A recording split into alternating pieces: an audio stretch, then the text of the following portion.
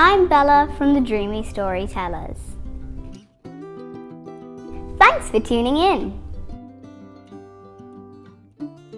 This story was published over 100 years ago.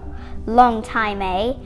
And it's to do with a dragon who happens to be reluctant. Now, what does that mean? So let's find out as I read to you The Reluctant Dragon, retold by Lesley Sims. One summer's evening, a shepherd tore down the hill to his cottage. "On!" he screamed. He flung open the door. "I just saw a dragon," he panted. "A dragon?" shrieked his wife. "A dragon?" thought their son Sam. "I wonder if he's friendly." The next morning, Sam set off to find out. "I'll be extra careful," he promised his parents. "At the first sign of smoke, I'll run." But the dragon was friendly, and he was thrilled to see Sam. "I love my cave, but it does get lonely," he said. The dragon told tales of long, long ago. Once upon a time, fire-breathing dragons filled the skies. They kidnapped princesses and battled bold knights. The dragon loved telling stories, and Sam loved hearing them. Every day, he came back for more, until the villagers found out about the dragon. They were terrified. They trembled in their tunics and quaked in their boots. Sam raced off to warn him. "The villagers want to get rid of you," he gasped. "They say you're dangerous."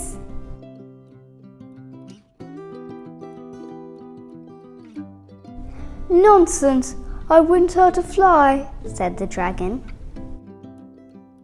That afternoon, Sam heard even worse news.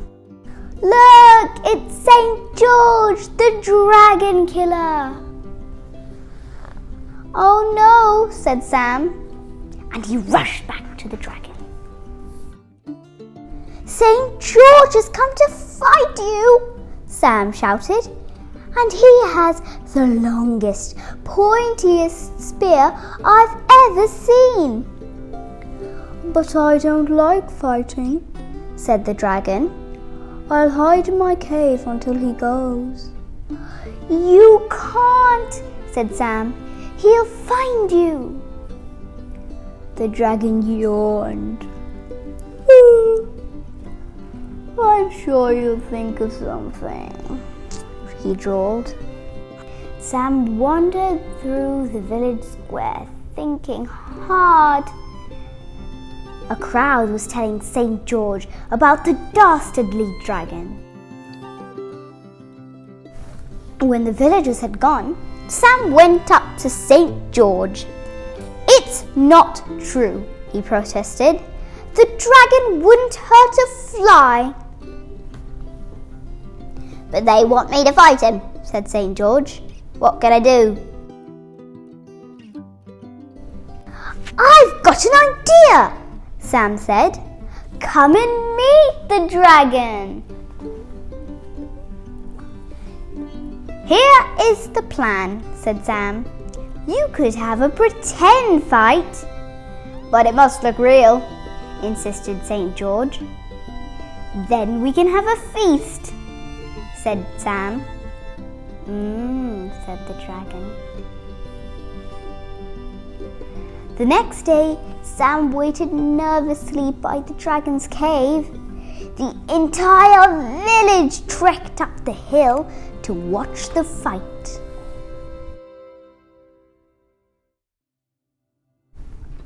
Colossal cheers broke out when St. George rode into view.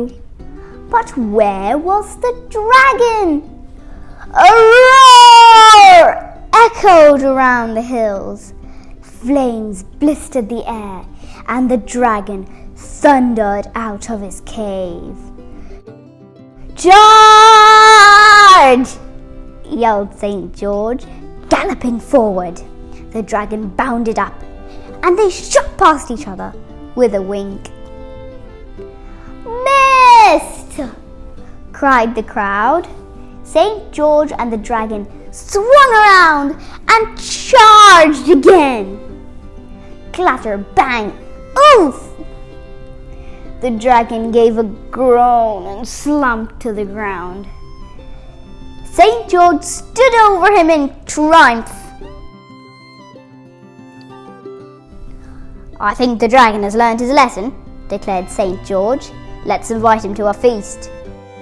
And he led the villagers, Sam and the dragon, down the hill. The feast went on until the stars came out. Everyone was happy. Sam was happy because his plan had worked. The villagers were happy because they'd seen a fight. St. George was happy because he'd won. But the dragon was happiest of all, for he had lots of new friends and a very full tummy. Bye-bye.